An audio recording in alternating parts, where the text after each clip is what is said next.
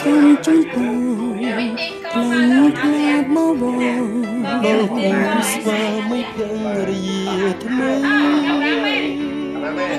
សូមមានគុណសុខរីសួស្ដីមួយថ្ងៃរៀបអាពីពី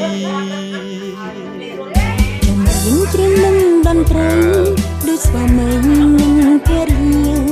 ដូចសូរិយានិងចន្ទ្រីដូចគុំពីមកឆាថ្ងៃមោហាននាងខត្តរិទ្ធបានចារឹកថ្ងៃមង្គលការដល់គូស្វាមីភរិយាមិនដល់ឧត្តម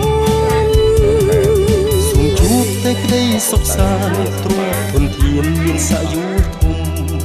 បត់ចំរៀងសូមស្វាគមន៍សុំនឹងពោទាំង5ប្រការអាយុវណ្ណៈសុខខាងពលៀងបដិងពីអ្នកផងណាសូមទេវតាតាមរក្សាធ្នមថែក្នុងមួយជីវិតយ៉ាងនេះល្អពិសេសនោះគឺមានតែថ្ងៃអ្នកមានពន្លឺស្នេហ៍ប្រៀបដូចខែរៀបបូរមីសូមបានត្រជាក់ត្រជុំដូចជាទឹកអង្គបំពុនខ្ចី